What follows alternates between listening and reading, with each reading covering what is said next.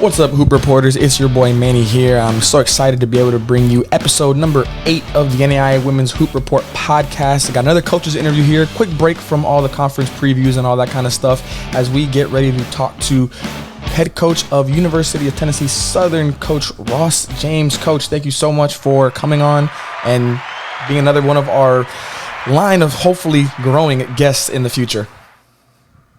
Absolutely, Manny. I really appreciate you having me on here, and I really look forward to sharing a little bit about University of Tennessee and also the Firehawk women's basketball program and where I believe we can be headed here in the next couple of years. So, I'm very excited, Coach. I'm glad you could join me, and I really do want to talk about this Tennessee Southern team because a lot of people, myself included, we haven't touched on the Southern States Conference just yet, but quick glimpse, obviously getting ready for this interview. Y'all feel like you're on the cusp. I really do feel like this team is primed for something big here. I do want to start though. You reached out to me for this podcast. You reached out for me. You wanted to be on again. I love that. And any coach out there that's hearing this, if you guys ever want to hop on, you just let me know. We're gonna get it worked out. And I would love to have all you guys on. But I wanted to give you the floor of why did you feel the urge to show people and get on here and have the platform to be able to tell people how the Firehawks women's program is doing, what's coming up, just like what about it makes you so excited for the coming years at the program? Certainly. So let's go back to that. So I reached out to you last year, I believe it was, before our season or right as our season was getting ready to start. And the reason I reached out was, it was my first year in the NAIA space, right? And it was my first year in the Southern States Athletic Conference. And I knew that we were going to be in an uphill battle. And I wanted to get a sense or a feel for the environment, a sense for the league, a sense for the conference, and then also just make people aware about the University of Tennessee Southern because it used to be formerly known as Martin Methodist, but a lot of people don't know about it. So I was really trying to get our name out there, maybe help with some recruiting aspects as well, but just try to bring some light or shed some light on the program here. I'll be honest with you, this past year, the team really exceeded, my expectations in terms of, wins, losses, that sort of thing. But I think the biggest thing that this team did this past year was they laid the foundation or the bedrock for the team that's coming in this year and the following team.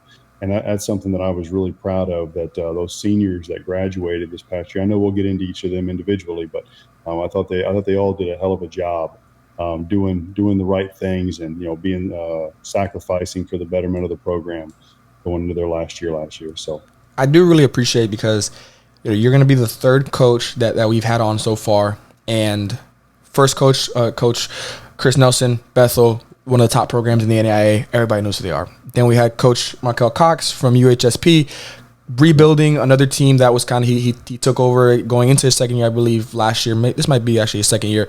And then now you're going in your second year too, but each one of you has had a different point in your coaching career. Again, Bethel, one of the best. UHSP, first years, it was a little rough. You guys exceeded expectations. And again, that's a fair thing to say because last year you all went 13-9, 11-5 in the Southern States. You were fourth. You were fourth, and some could have been said this could be a dark horse team when the postseason came around. So it's not easy as a coach or a player, first year to be able to hit the ground running. Why was that such a possibility and ended up being the case for you all at UT Southern? I think it kind of starts with, how we began the season. I asked the players the first time I spoke to half of them on the phone when I was still living in New York City.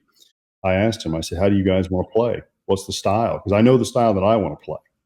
And I asked them, and they said, every kid that I talked to, from, TK Goff to Cassie Broussard to Lauren Smith to Mary Claire Pike to Rose, all of them also, Coach, we want to play fast. And I said, okay. And I said, well, that mattered. How fast can you run is the question that we got to figure out now, right? Because we can play fast, but I'm not the one running out there. So, coming in with fresh ideas, the newness of everything, the players really bought into it. And they said, Coach, we're willing to do whatever it takes to be successful. We've tried it another way, didn't have the success they wanted to. And they believe that, with their buy-in, I told them anything was possible, but they all had to buy in and they all had to sacrifice. Somebody told me this a long time ago. I don't remember who it was, but they said, what may be best for you may not be for the greater good. And getting those players to realize, hey, you're going to have to sacrifice maybe some of the things that you did in the past for the betterment of the program or the team as a whole. And all those players try to do their best to do that for this past year. I think that's why we ended up having the success that we did, because, frankly, the first few practices, they were looking at me like, oh my God, this guy's he's pushing us to limits that we've never gone before. We've never had to run this much in our entire life. Now, granted, it's not track practice. Okay, we've got a basketball in our hand. But, I don't think they've ever played with a 7-second shot clock before. Oh, that's a new one. Right, that's a new one, right? They were like, this guy is crazy. And then if you don't cross half court, if all five don't cross half court, the point doesn't count. So there's no cherry picking. There's no hanging back in the backcourt. There's no celebration. This is not soccer, ladies. We're going to push, and press. But don't let me segue here, Manny. I'll keep talking. You'll never get a word in. So no, I love it. 7-second shot clock. That's a new one. I would love to see how that one works out. But I think that's a perfect segue, funny enough, into the players I did want to talk about. Obviously, like you said, you're losing a lot of great players that have not just on the court, but off the court. They've left a great culture for you going into year two. A few of those key players, first team all-conference member, Dejanay Reed, 6th Woman of the Year, TK Goff, and Cassidy Broussard, who I think could have definitely been all-conference, definitely for sure, had a case of making it. I just want to give you the floor in kind of giving them a great send-off and just what they meant, not just, like I said, on the court, but also in the locker room, being leaders out there, especially like a Reed. She had a great year, one of the best in the Southern States. So just want to give you the floor to be able to give them their flowers for what they were able to do in your first year. Certainly. So Daisha came to me from a Division I school where she was at previously, and we had I knew her former junior college coach, Mike Sini at CCBC, and I'm good friends with him. And because of Mike, I connected with Daisha, and Daisha was really looking for a home where she could grow as a person, as a player. She hadn't finished at her last institution with the team, with the program, in terms of being able to play the full year. And I made the promise to Daisha that you will graduate here with your degree, and I believe that this will be the most successful year you will ever have in basketball. And I remember a few conversations that she and I had over the course of the year, one of them being, Coach, you're asking me to do things I've never done before. Like, she never shot the three before, which she did for us. She shot, I think, around 40%. And she's like, yeah, you just tell me to run the floor. Like, you don't even tell me to box out. And I'm like, Daisha, why the hell would I tell you to box out? You're 6'3" and you jump like a deer. Like, there's no point in doing that. Like, I'm literally asking you to stand on the ground. Well, that doesn't make any sense. So, just approaching it from a different side, and then also, really getting to know her as a person was important as well. Establishing that relationship and making it more than just about basketball, I think really benefited her, which ultimately benefited the team. In terms of TK Goff, sixth Woman of the Year in the Southern States Athletic Conference. TK had to, I think, out of all the seniors, she was the one that had to really buy in the most and understand that what was great for her prior to my arrival was not going to work with what I wanted to do, if that makes sense to you. And she came in, she was open with it. She was like, when she and I disagreed, she came and talked to me. We had conversations about it. And then she ended up coming off the bench for the majority of the season. And because she came off the bench, we were able to keep that spark and that tempo that I knew that we needed when she came in. And it also allowed her to be more of herself earlier in the games, if that makes sense. She was able to still be aggressive versus if she would have started, there's only one basketball and there's 5 players out there. Not everybody can shoot it. But when I was able to insert her into the game, she still had that mindset of attack, which I loved. And I'll say it worked, frankly, because of the fact that her numbers went up. Her field goal percentage went up. Her three-point percentage went up. Her assist-to-turnover ratio was a hell of a lot better than it was prior years. It was almost unfathomable of what it was before. She got more steals. All of her numbers across the board, points per possession, points per shot, any analytic you look at, it improved overall. So her buying into that role and then stepping up when we did have some injuries and things that came up in the middle of the season, she stepped right into the starting role. And she continued to do the things that she and I discussed. So very proud of what she did. Cassidy Broussard, another senior, another young lady that had to bite the bullet. I actually watched a game last night versus we played Middle Tennessee State last year. And I remember there was a possession early in the second half where Cass decided to, I don't know what kids call it today. We used to call it hero ball back in the day. And she drove in there and got her shot blocked. Cass, I hope you don't watch this. I don't want to embarrass you, but I'm going to tell a real story here, okay? Got her shot blocked, right? I pulled her out. I think she expected to get yelled and screamed at. It's not my style. Pulled her out, and I just said, listen, I said, you can either choose to do what you want to do here and embarrass yourself in front of, 40, 50,000 people at Middle Tennessee State on ESPN, or you can use your teammates. You can trust each other. You can trust one another. You can trust me, trust the staff. And I promise you, you will win more games than you have won in the last 3 years of your career. And she went down to the end of the bench. I remember this. I turned around, looked over my shoulder, and I was waiting to see what she was going to do. And then she came back. We put her back in the game a few minutes later. Then the ball had energy again. The ball was moving again, right? And from that point forward, I thought she did an excellent job as a senior, buying into that and not trying to do it on her own, realizing that she had teammates. Another plug I want to give her is I really challenged her early on in the year that I wanted her to be one of the best defenders in the league, because she had the ability, but I don't think that she had ever been challenged before to play defense at the level that I thought that she was capable of. And she really did a hell of a job this past year in getting after it and getting on the floor, diving on the floor, got into a couple scuffles, which don't bother me at all. I like aggressive players, but she did some excellent things there for us. And then we had two other seniors. I just want to mention them real quick. Rose Morrow had some lingering things going on the whole year. Really wasn't able to ever really play a lot. But when she did get the opportunities, Rose made some great plays, some great passes. There was one pass in particular at Blue Mountain at the end of the year where she threw a hell of a pass across the court. It looked like Pistol Pete Maravich, for those of you that know who that is. It was a hell of a pass, I'll tell you what. Now, it really got everybody going there. But she did a great job for us and continued to work back from her setbacks. And then the last one was one of the managers that was still with the program, Deja McClary. She was like the team mom. She kept everybody in line, kept everybody going at practice, made sure everybody had their water, their food, made sure that the jerseys and everything got washed and was accounted for and packed. Can't be thankful enough for those seniors that all graduated this past year. So, no, absolutely, and I think the best part of all five of them, something different. I think each one had a unique kind of story, right. and I think that's how you lay a foundation. You can't all go and get players all of the same background. Right. You can't do that because then you're not growing at all. When one door closes, another one does open, and I do think that there are a few players coming in next year from last year's returning group that are really primed for a good year. I do want to start with Lauren Smith. 8.7 points, 7.6 rebounds. I see a leap coming. I do see a leap coming. She's already flirting with double-doubles on a consistent basis. I think, when you do have such key players leaving, obviously minutes open up, possessions open up, stuff like that, opportunity is there. What excites you the most about her possibility of not just taking a leap, but a substantial leap to being a consistent threat on both sides of the ball?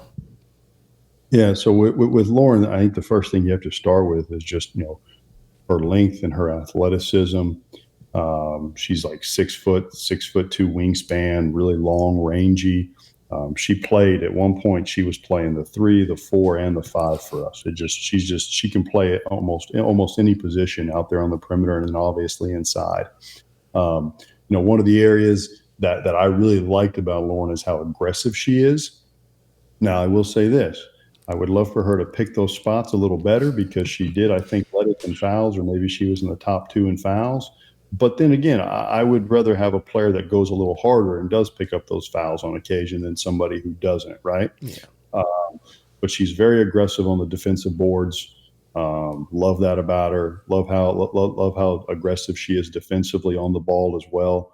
Offensively, I asked her to do some things differently this past year, and she kind of had to grow into that role a little bit. I played her on the perimeter a little bit. She had never done that before. She had strictly been I guess what they call now a B2B, back to the basket. She did some of that this year, but then also I told her, I said, hey, look, I want you to make 200, 300 3-pointers a week, because I want you to be able to stretch to 3. And she was able to do that. I think our first game of the year against Middle Tennessee State, I think she hit 3 or 4 threes. And I think that confidence just continued throughout the course of the year. But I think she's really primed and set up to expand those numbers, but then also stay on the court a little bit more. Maybe less fouls too would make me a lot happier. Because then when you foul, as you know, the game stops. I don't want the game to stop. Flow. Flow. The only stops are media timeouts and quarters. That's it. Everything else, we're going up and down.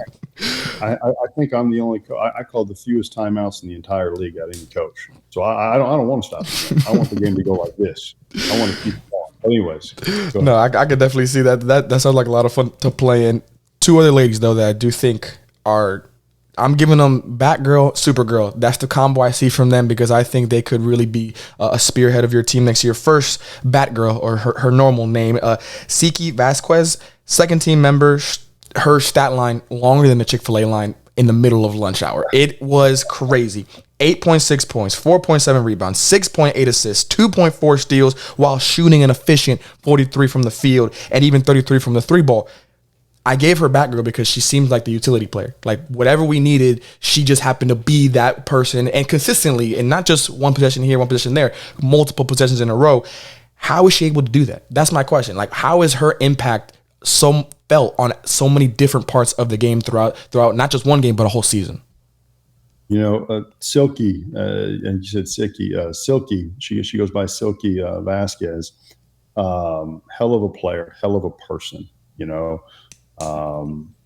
She's a point guard that as the season went on, she earned my trust. She earned her teammates' trust.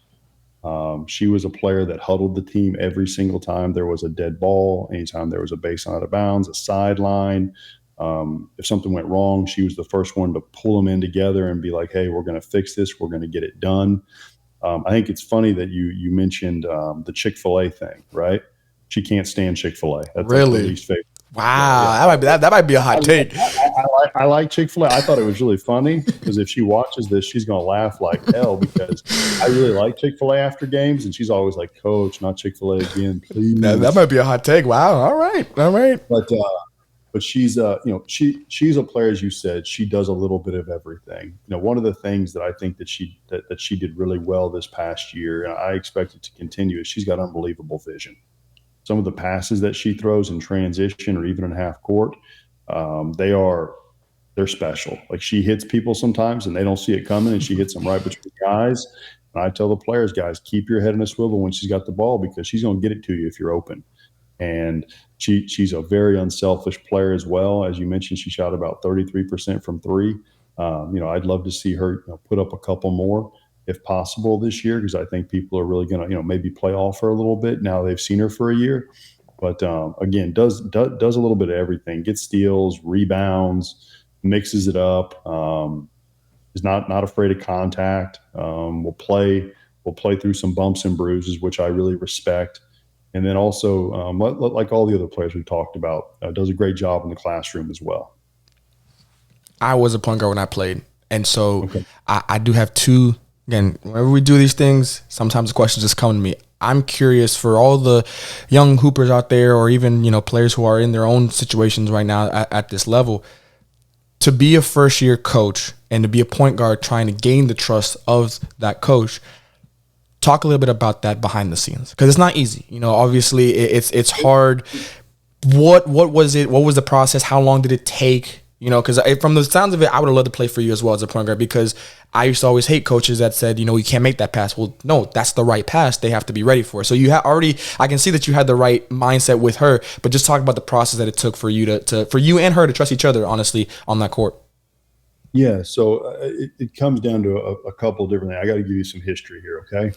So when I found out about Silky, all right, I found out that, she actually knew some people that I knew really well, that I'd actually recruited another family's daughter, right? And they had actually had Silky in their home for a while, right? So when I connected with Silky, I reached out to Silky's, family. It was a family that I knew. So I felt comfortable with her as a person after I spoke to that family. And the more I got to know Silky, the easier it became, because it wasn't a question of basketball. It was a question, for me, it's always personalities, right? What is the personality like? Because so much of the personality tells you a lot about the person and how they're going to act when things go right, when things go wrong. And she was always just very level, just never too high, never too low, just continue to march forward, if that makes sense. And I can tell you that, my first few meetings with her, I would just tell her, be yourself. Like, you played at a high level in junior college. You played at a high level for your team overseas, or your international team for Puerto Rico. Like, you're a good player. Like, I'm not going to put up walls or fences or barricades or anything on you. I want you to go play your game. And her game was playing fast in transition. I don't know if you ever watched the Puerto Rican national team play. They're not real big, but you know what they do? They run like hell, right? Mm-hmm. It really fit everything that we wanted to do. And I think she was able to be herself while also growing other parts of her game, the shooting, if you will, right? And, being a little more aggressive in that nature. But, really, to me, it all comes down to the relationship with the player and allowing them to be them at the end of the day. And sometimes, sometimes players get off their mark a little bit. So you got to help them navigate those uncharted waters. But ultimately, it's really about helping them become the best versions of themselves through each and every day, whether it's on the court, in the classroom, or socially, wherever it is, right? Just making sure that they know that you're there for them. And I thought Silky did a hell of a job this past year of not only earning my trust, but she earned everybody's trust in that locker room. So. And we'll go from Batgirl now to Supergirl. Ashley Dickey fills up the stat sheet as well. 3.7 rebounds, 2.9 assists, 2.5 steals. But I gave her Supergirl. She can just flat out get buckets. Like, that is clearly what she can do. Roll out of bed and give you a cool 18.7 points on 42% from the field. She was one first team all conference, of course. Also was newcomer of the year. I like to say, there are basketball players and there's hoopers. She clearly falls in the latter. The girl is a hooper. 9 games over 20 plus points, a 30-point game, which I believe was her career high at that point. And only 2 games, I think that's the most impressive stat, only 2 games under 10 points. So consistency all the way through. How would you describe her ability to score? How would you describe her ability to just be a 3-level scorer and be able to do it, even though I would call her a first scout type of player? Defenses know. Yeah. Defenses know who she is, what she wants to do, but she can still do it, which is the definition of a professional scorer. Just talk a little bit about her game on that side of the ball. So Dickey, in terms of putting the ball in the basket, she's one of those special players that first time I saw her play on film, and the first time I saw her play live was actually the Junior College National Tournament, like 2 years before I took this job. Okay, I was coaching somewhere else at the time, and when I took the job here, I spoke to a coach that I knew that knew her and found out that she was available. So I reached out immediately because I knew that she could, put the ball in the basket. And the thing about Dickey, when she scores, sometimes she makes it look really easy, right? But then you go back and you watch the film and you're like, damn, that did not look easy at all from this angle. That looks really hard. Like, that should be like, that's a highlight type play. And I'm not trying to gas her up or anything.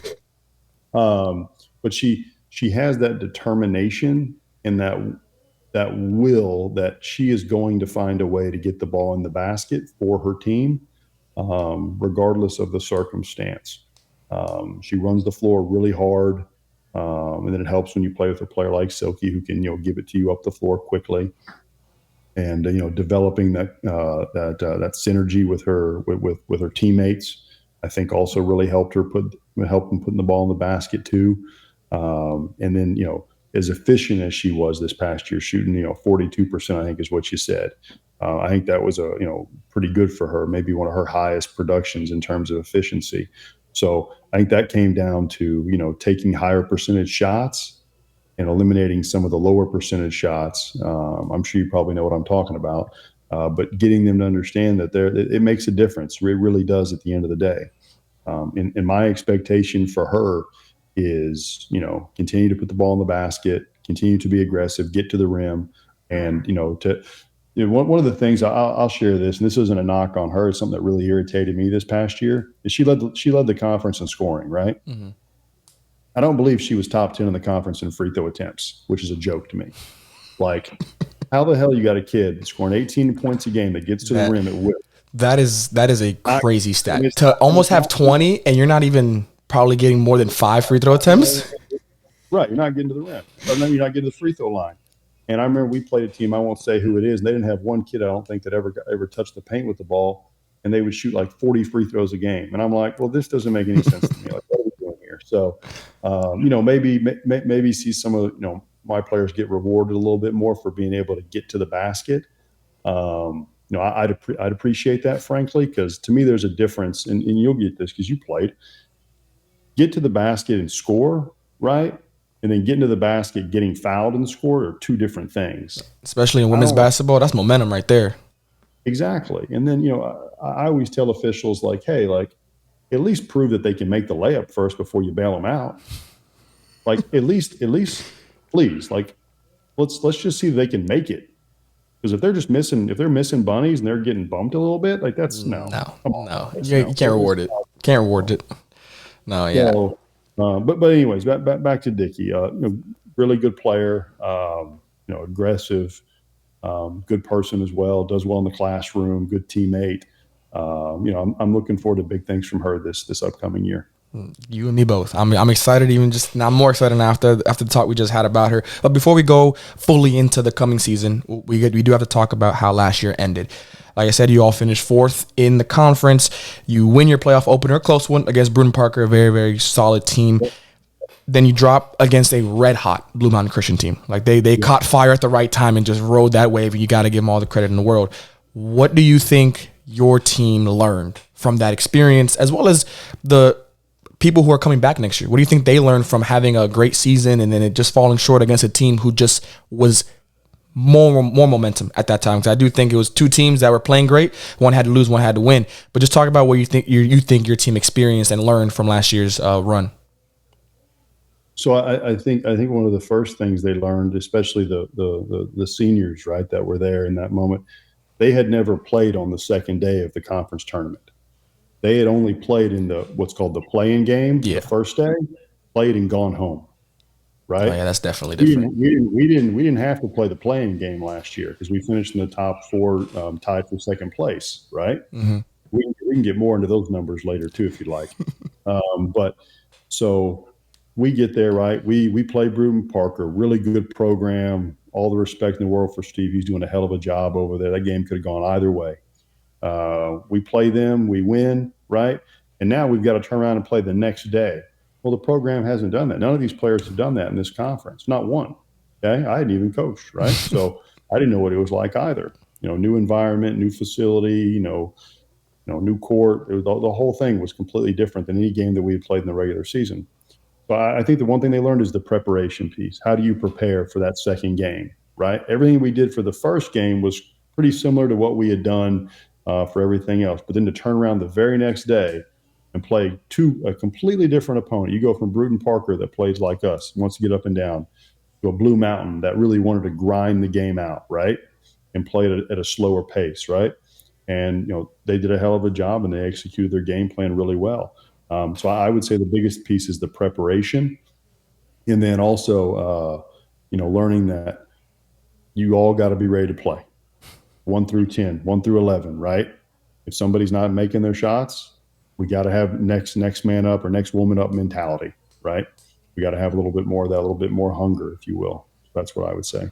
I do think I have heard a lot of different takes on conference tournaments because I heard a team a few years back, they hosted it, so they didn't have to go anywhere. But then afterwards, talking to the coach, they said that they would have preferred staying at a hotel. And I was kind of confused at it, but then I realized when he explained it, it makes it a different game as opposed to a regular season game. You're in your dorm, you're with your friend. Like, it's just different. You take them away from that environment now mentally. And I heard that, and I was like, I never thought of it like that because it's true. Some teams, if they're used to it, that's one thing. But if it's their first time hosting a tournament or hosting a playoff game, whatever the case may be, you might want to do something differently to let them know, like, hey, this is not your run-of-the-mill type of situation. Even though you're blessed to be at home, you still got to be able to take it a little bit differently. But going into the next season here, you said it, you're only in year 2, and the recruiting part, I think, is the biggest unknown that a lot of young coaches that want to coach don't really remember or don't really take into account, because when you get the job is pretty much a direct implication on how your recruiting is going to go. Granted, sometimes you might have already teams and players that you've been talking to. For the most part, if you get the job early in the spring, late in the spring, I should say, early in the summer, you're off to a better start. But if you get later in the summer, now you're kind of scrambling, trying to get things.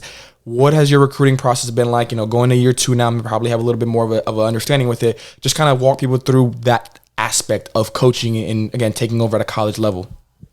Yeah. So, last year I got the job July 2nd. I was still in New York City, and I was trying to fill out a roster. I only had 7 players in the roster when I took over, and I added 4.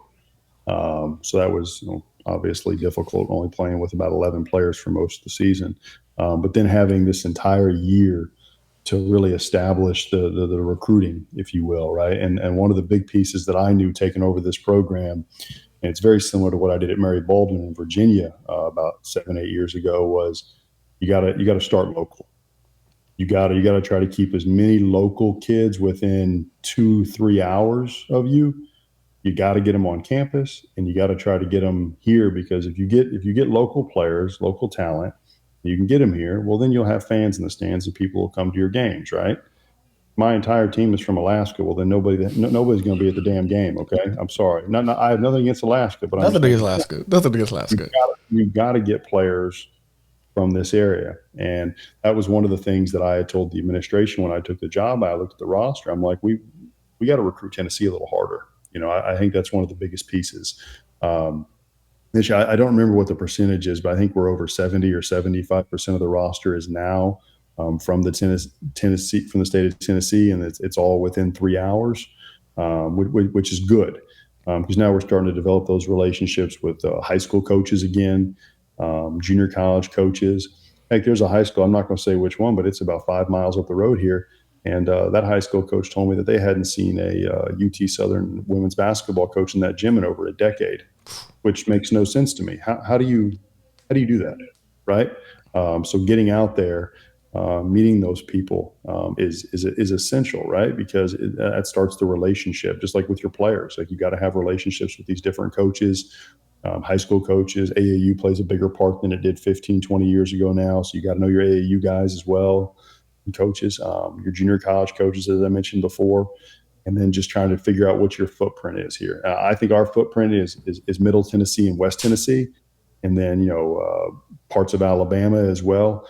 I'm not afraid to go into Kentucky. It's a little north of us, but I think our hotbed are going to be those areas moving forward in terms of where we're going to really focus in our recruiting goals. No, absolutely, and I'm not surprised that there's stories like that, because I feel like you hear stories like that all the time. You've got a school across the street, or literally a fence separates you, and you've never seen that's crazy to me for sure.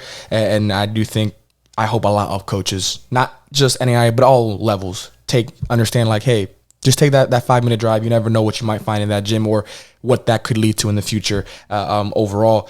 But turning into this year, I said it, I'm going to continue to say it. I'm excited for this team. I do believe you guys have the ability to, I think the floor is what you guys did last year. 4th seed, I think, is completely within the realm of possibility. But I also think, and mainly because of the record, you all had 5 losses on the season. 4 of those came against the teams that were ahead of you. Like, they were the ones that you just couldn't get over, so to speak, throughout the regular season. That to me says you handled the business when you needed to handle it, and you were competing with these other teams that were above you at the time, and we're right there. That step, though, a lot of coaches think it's a different step, and not every coach sees as the same. For you in this Southern States Conference, what is the next step going into this year for your UT Southern Firehawks? Well, I try not to talk about, wins and losses with the team. I'm really more process oriented in how we do things on a daily basis. Of course, most teams put up in their locker, we're going to win a championship, or we're going to do this. That's great, right? With us, I'm just constantly pushing them process. How are we doing things each and every day? Are we getting better each day? Are we doing this drill or this thing better than we did it 2 weeks ago? And the film doesn't lie, right? And I push them now, of course, right? Do I want to finish 4th? Hell no, I don't want to finish 4th. Okay, there's only one place I want to finish, but to get there, it's going to take a lot of work. It's going to take a lot of sacrifice. It's going to take a lot of self-discipline on my part, on the part of the players, and the part of the staff. support staff, everybody, right? Everybody has to be rowing the boat in the same direction.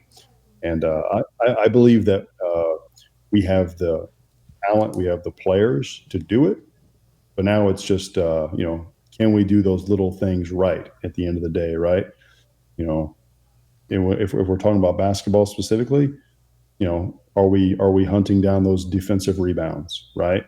Are we trapping aggressively? Are we transitioning offensively at the speed and pace that we want to do it at? Are we taking care of our academics, right? Are we being good community service leaders, in the city here? There's a whole host of things that go into building and establishing a winning program. So we'll see. I'm excited, just like you are, but I'm not going to put the cart in front of the horse and give you a number where I think we'll finish, because I got a lot of respect for this league. It's a damn good league. There's some really good coaches in this league, and there's also some really good players in this league as well. And I think it's going to be a battle all the way through and through. Well, just to give you a little preview, the last question is going to be your take after the first year of NAIA, so you can start thinking about it now and start thinking about how it was for you. But it's funny you mentioned the boat, because talking to Coach Cox from UHSP, he said the same thing. He always tells his team, make sure everybody's in the boat, rowing the boat together, because if they're not, we got to get them off. We got to keep it pushing. So I can kind of see how that can be a constant theme, and I might have to add it to the notes app for myself, honestly. When it comes to the recruiting, we mentioned how you guys are kind of growing, and it's going to be this was your first summer, so to speak, full fall off season, and it's a lot different. Are there any players that you brought in that you are so excited for that you think are going to get impact right away, whether transfers, freshmen, whatever the case may be? How was it after the whole off season, now that you've gotten a whole time to recruit? Yeah, great question. So, I want to talk about all of them, frankly, but one, not one, but a player in particular, a local player, which I mentioned to you earlier, was very important to me, was trying to get into that local market, right? And get those players. As a kid by the name of Ansley Burleson, she attended Columbia State Junior College, played for a good friend of mine over there, and, got to watch her, got to evaluate her a little bit. And I believe that she's going to add something to our team that we weren't as strong at last year. She can really shoot the ball really well. She's a high IQ player. I think that, and this is a compliment to her, I think that she's an underrated athlete. I don't think that people give her enough credit. She's pretty athletic, more athletic than what people think, to be honest. So I'm really excited about her as well out there on the court. I think that she's going to add some. She's a transfer. And then we've got a couple other transfers that I'd be remiss to not mention. We've got Mia Jones. She comes from West Tennessee. She's about a 6-foot wing forward type, real aggressive, real hard nosed. I think that she's just going to add to our athleticism and our ability to play the tempo and the style that we want to. She also comes in with a tremendous work ethic, and it's her senior year. So she wants to win. Like she told me, Coach, I came here to win. And I said, well, I hope so. That's what I want too. But I'm really excited about her. And then we've got a young lady by the name of Tamara Carter, another transfer senior coming in, a guard, really fast. Like, when I think about her speed, I think you're going to laugh when I say this. I think of Tyreek Hill.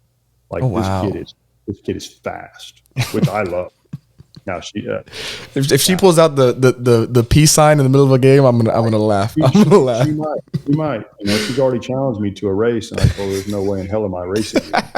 So, but she's another one that I'm really excited about. And then we've got, I mentioned, Alabama. We have a young lady from Alabama as well, Ramey Reed, a young lady that I actually coached against this year, against another program. And after watching her play and competing against her, I looked her up, and I was like, man, this player, she can really stretch the defense. In high school, she did, at least, right? She shot the three and everything at her previous institution. They didn't have her do that as much, but with us, I'm going to have her do that. And I think that's really going to benefit her, benefit us, allows her, I think, to, not only play with her back to the basket, but also be able to stretch it out to the 3-point land. I think will benefit her. open up her game a little bit. She can also put it on the floor a bit. Another one that we have coming in is Mary Paz Martinez. She plays for the Costa Rican national team. And the thing about Mary Paz is I had seen her play before, but this past summer when she was playing, she's playing point guard. She's like 5'10". I'm like, what the hell are you doing out there playing point guard? No, that's great, right? I love that. Right? That's more versatility right there. Great passer, very unselfish player, high energy, high motor, really gets after it, rebounds, defends, just does all the things that as a coach, right? You love that. Okay. I feel like I'm missing somebody or missing a couple people, but those are the ones that really come to my mind right now. And then we've got 6 freshmen coming in. And each of those freshmen, whether it's Debrianna Jones, Taya Totten, Kinsley Enlow, Emma Bryant, Abby Lynn Teeter, whoever it is, right? They each do something a little bit different. But the one thing about all of them, as I got to know them in the recruiting process, is they all work. They all work really hard at their craft. Like Deb's always in the gym working out.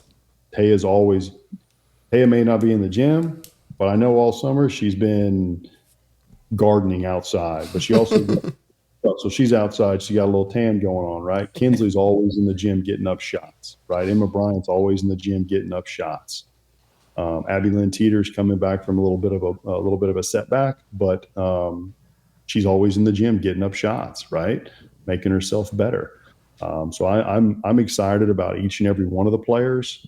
I believe that they're each going to bring something a little different, a little unique. We're going to be deep. We're going to be deeper than we were last year, right? I think we're going to be bigger, stronger, faster, frankly.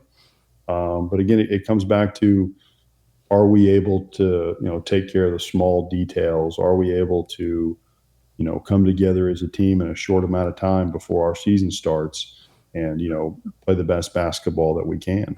So I'm excited, but I'm not going to make any predictions. Just going to wait and see. I do want to say thank you for another great segue into the next question, because it was about the non-conference part of your schedule last year. You all had a very tough non-conference schedule. That was a very good test, I feel like. The 4 other losses that you had, game against 2 Mid-South teams, number 10 at the time, Georgetown, and Cumberlands of Tennessee. That one went into double overtime, by the way, for those who maybe don't realize. That was a very close game. Plus some tough exhibition games that I do think is a part of the process. I'm a believer, and I know every coach that has ever had to build a program or has built a program can probably attest to it.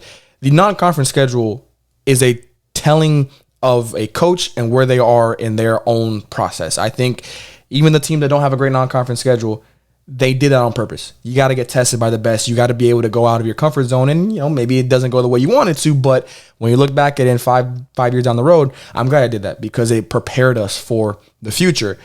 Obviously, we talked about it before we started recording. Scheduling, not done. It's never done. Even when you think it's done, it's probably still not done. Before you get, you don't got to tell us exactly who's on the list, but what were you focusing on when you were building that non-conference part of your schedule this year? What were the teams you wanted to try and get to, the type of team that you wanted to try to get to, so that way your teams prepare for conference and then, possibly past that into March in the spring?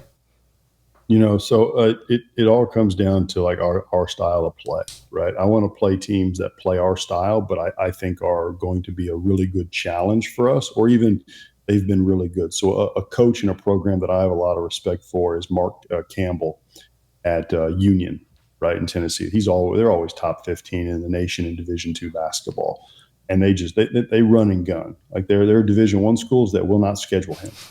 Like I mean, just being honest, like because he does such a great job. He and his staff and his players, I think they do a tremendous job overall. So we're going to play them again this year, right? And that's going to be a tough game, and because it's going to be fast, it's going to be up tempo, it's going to be the way that I want us to play. Right. We're also going to play, UT Martin this year. We didn't play them last year. I appreciated them being willingness to play us. They're another a program, another team that have had a lot of success. That coach has been there for, I think, in over 15 years or so now. He's been there for a long time, right? So he stood the test of time as well and had a lot of success, right? So going in playing against programs that have shown records of past success and have continued to be successful, right? That way, whether we win or lose, right, it's easier to then have those conversations with the players and tell them, hey, you just knocked off a really good team. Or it's, hey, guys, this is what it looks like, right? This is how you become successful. You see the things they did? This is what we're building towards. In addition to that, our non-conference this year, we're playing, you mentioned Chris Nelson earlier at Bethel. He's a good friend of mine now since I took over here. And we're going to play them, I think, early in January sometime. We're hosting them. We're playing in 2 classics. We're playing in the Brescia Classic, where we'll play Brescia, and I don't remember the other team we're playing yet, or maybe I don't have it yet. And then we're playing in the Lindsey Wilson Classic, right? I think we'll play Lindsey Wilson, and then we'll probably play another top 25 or top 30 team as well. And then we'll play Cumberland again. You mentioned that game, double overtime last year. They fouled out. I think they fouled out all 11 of my players by the end of it. It was a joke. Yeah. I love Mark. Mark's a great guy over there at Cumberland. He does a great job, him and his staff too. So we got them. I'm trying to think who else we played this year that we played last year. We'll play Oakwood again.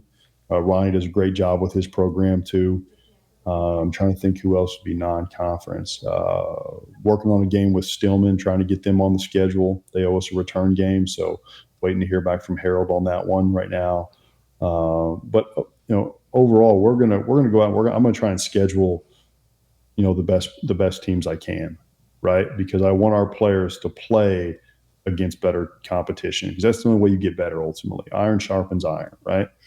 I want to go out and I don't want to duck anybody. I want to go out and play people at the end, So my players want to as well. You remember as a player, I mean, yeah, absolutely.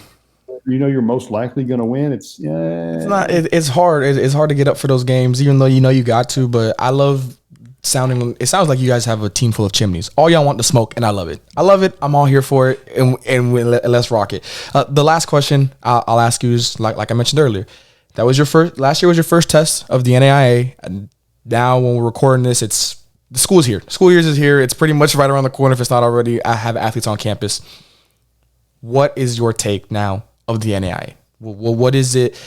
How can you describe it to somebody who maybe never, because for me, I never knew it. When I came into it, I didn't know what it was. I didn't understand it. It was the last year that there were still divisions in the NAIA. So it was a lot to kind of take in at once. I love it. I've told people I'm an NAIA kid through and through. What is your take now from the coach's perspective after a whole year under your belt here? I love it. It makes so much more sense. Like I've been mainly NCAA, right, my whole life, my whole career, between Division II, Division III, and Division I. And the way that the NAIA, runs the recruiting, where basically you can recruit as much as you want. It's, do you want to work, right? That's what it comes down to at the end of the day. It's like, how much work are you willing to put in to be successful on the recruiting front, right? I love that part of it, where the openness of it. I love that when you have players come on campus, they can practice with your team, right? I remember my Division I days, and even, some other levels couldn't do that, right? They just sit there and watch. I mean, how boring is that? Let's be honest, right? Nobody wants to watch or play, okay? I like the NAIA. I think that one thing I'd like to see the NAIA do, if I can get off on a segue here, is let's just open it up. Let's just give them 5 years. Like, what are we waiting for? Like, why do we want to be last to everything? Like, let's just give us 5 years, right? That way we're competing. I think NCAA Division II just passed it. I'd love to see us do the same thing as well. It would make us more competitive, put us a step ahead, if you will. But overall, I've enjoyed the NAIA space. I'm not saying I would never go back to the NCAA. Totally open to anything. But at the end of the day, like in NAIA, I really like how they run the programs, the compliance side of it. It's simple. It's refreshing. You don't have a handbook that's this thick. I can imagine. Yeah, it's ridiculous, some of the stuff for the NCAA. But overall, great experience. Love our conference. And we have a lot of good non-conference foes. The Mid-South. I mean, what an unbelievable conference that is, man. Those teams are Absolutely. Good. But we're playing a couple of them this year. I'm looking forward to it. So Before I let you go, I do want to know, we all have these welcome to whatever moments. What was your welcome to the NAIA moment that made you, whether it was good, bad, whatever the case may be, just what was that moment where you realized, okay, I'm in the NAIA? okay, you're gonna like this, I think. So my last two jobs at the Division I level, right? We were taking charter flights, private flights. Okay. We get on, they put you on a private flight. Lady comes by. Oh, what would you like to drink? Oh, sure. I'll take a Pepsi and some peanuts, right? Fast forward a year later, I'm driving the bus. Right. So, I mean, that was my NAI moment. I look at it and laugh now, but you go from, flying all over the country to flying to different countries, flying all over the United States, or then going to fly to other countries to go recruit or go on tours with your team. Right. Not to say you can't do those things at this level, but obviously, there's different budgets, if you will. Right. I joke at one point in my career, I managed a budget of like $250,000 for recruiting. Right. Like, I don't have that, obviously. No, absolutely. You got. There's an old saying my mother used to say to me is don't be penny wise and pound foolish, right? And it's something that I've learned very well over the course of my career, and having to maintain expenses and things of that nature. So I would say that the biggest thing to answer your question was going from getting on charter flights, private jets, to having to say, hey, we're not taking a charter jet, 4 hours. We're driving. Oh, okay. Let's do it. Let's go. Let's make it fun, right? But I think that's definitely the point there. You're definitely going to make, there are some stories that will never leave a locker room because not of what happened, but because those moments are sacred to the players, to the coaches on that bus. For those, it might be long hours. You might have to fall asleep on there. You might have to get some work done to pass the time. But I can attest to it, and I'm sure your players and you can attest to it. Those memories that you make on the bus, even after losses sometimes, they're the ones that are going to be remembered more than maybe even the wins.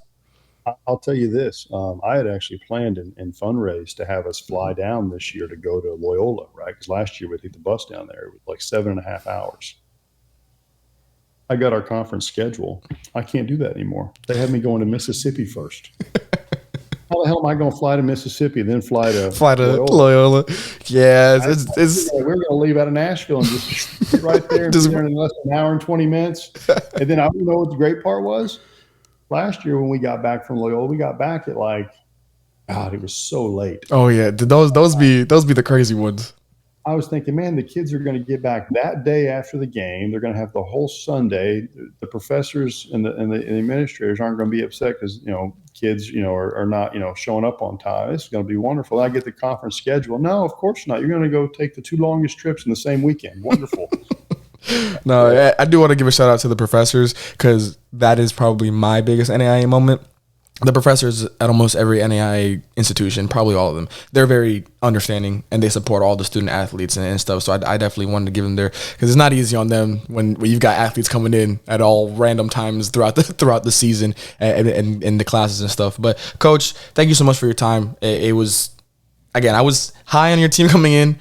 After talking to you, I'm even higher on them. I'm excited to see what the Firehawks do this year. I'm excited for your first full year, now counting the offseason, because I think you got in the middle of July. You didn't have a full year. This is going to be your first full year in the NAIA, and I'm excited to see what you all do. Thank you. I really appreciate it. Can I do a small plug real quick? Go for it. We have a camp coming up September 27th, Saturday, September 27th. Anybody that's still looking in the 26, 27, or 28 class, or even junior college, would love to have you attend, would love to evaluate you, watch you play. We saw a lot of good basketball players, but we're still looking in that 26 and 27 class as well. So if people are still looking, I'm sure we can share that information with you, or a link to the website. But Manny, thank you for hosting. Thank you for having me on here. I know I was probably a pest trying to get on the show, but I do appreciate it, my man. And hopefully next time I talk to you again, I'm in an even better mood than I am today. So that sound good? Fingers crossed. I'm here for it. All right. See you.